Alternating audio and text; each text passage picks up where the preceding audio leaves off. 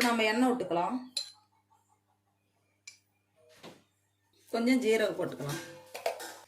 சீரகம் பொரிஞ்சிச்சு. 1/2 ஸ்பூன் இஞ்சி பூண்டு பேஸ்ட்.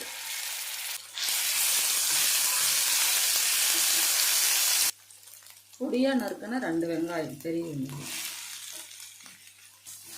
இதையும் சேர்த்து நல்லா வதக்கி விட்டுக்கலாம். பொடியாக கட் பண்ண ஒரு தக்காளி, பெரிய தக்காளியாக, அதையும் இதில் சேர்த்து நல்லா வதக்கி விட்டுருலாம்.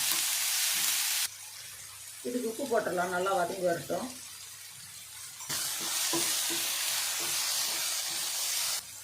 அரை ஸ்பூன் மிளகாத்தூள். நான் காரம் கம்மியாக தான் போடுறேன், நீங்கள் வேணும்னா சேர்த்து கூட போட்டுக்கலாம். 1/2 ஸ்பூன் கறி மசாலா. இதுக்கு தேவையான அளவு மஞ்சத்தூள், மல்லித்தூள் 1/2 ஸ்பூனு. இப்போ இதெல்லாம் சேர்த்து நல்லா கலந்து விட்டுடலாம். கலந்து விட்டு நல்லா வெந்து வரட்டும். அப்படியே ஒரு 2 நிமிஷம் அப்படியே வேகட்டும். சிம்மில் வச்சுருக்கிறேன். அப்படியே ஒரு 2 நிமிஷம் இருக்கட்டும். பாருங்கள், எல்லாம் நல்லா வதங்கி வந்துருச்சு. தக்காளி, வெங்காயம், நம்ம போட்ட மசாலாலாம் பச்சை வாசம் எல்லாம் போயிடுச்சு.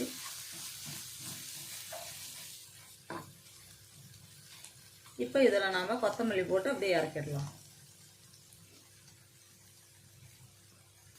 நல்லா கலந்து விட்டு நம்ம எடுத்து வச்சிடலாம். ஸ்டவ் ஆஃப் பண்ணியாச்சு. நம்ம வேறு பாத்திரத்தை எடுத்து மாற்றிக்கலாம். மசாலாவை எல்லாம் நான் ஒரு 200 கிராம் கோதுமை மாவு எடுத்துருக்கிறேன். அதையும் இதில் நல்லா கலந்துக்கலாம். இது நல்லா கலந்து கொடுத்துடலாம்.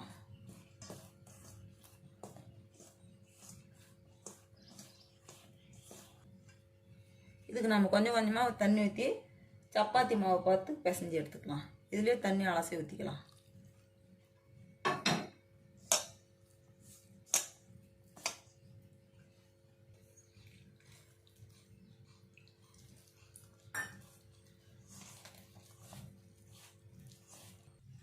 பாருங்கள், நல்லா பூரி மாவை பார்த்து பிசைஞ்சு எடுத்தாச்சு. இது மேலே நம்ம கொஞ்சம் எண்ணெய் போட்டுடலாம்.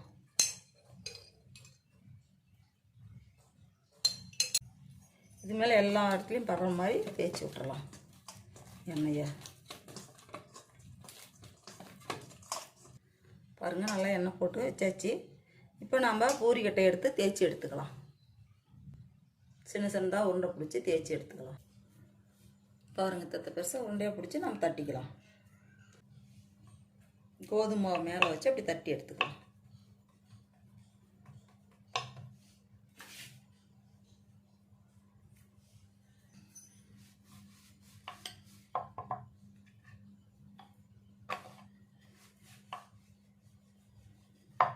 ரொம்ப மொத்தமாகவும் வேண்டாம், ரொம்ப சன்னமாகவும் வேண்டாம். பாருங்கள், அதாவது இந்த அளவில் இருந்தாலே போதும். இப்போ நாம் தோசை கல் மேலே இந்த பரோட்டாவை போட்டு எடுத்துடலாம்.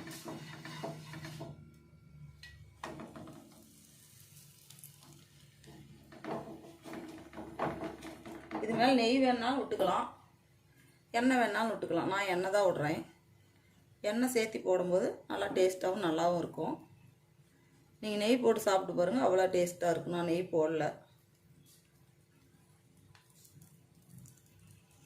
நல்லா காரசாரமாக இருக்கும், சாப்பிட்றதுக்கு சூப்பராக இருக்கும்.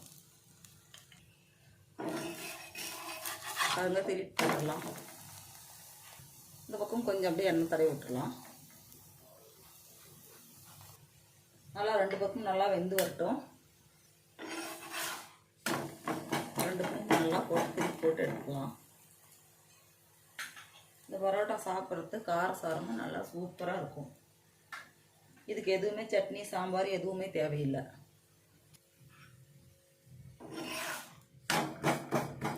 பாருங்கள், நல்லா வெந்து வந்துருச்சு. இப்போ எடுத்துடலாம். நீ இருக்கிறத இப்படியே போட்டு எடுத்துடலாம்.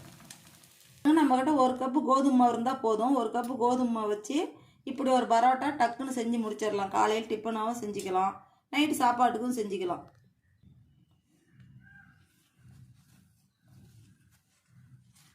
பாருங்கள், நல்லா சாஃப்டாக இருக்குது. நல்லா காரசாரமான பரோட்டா.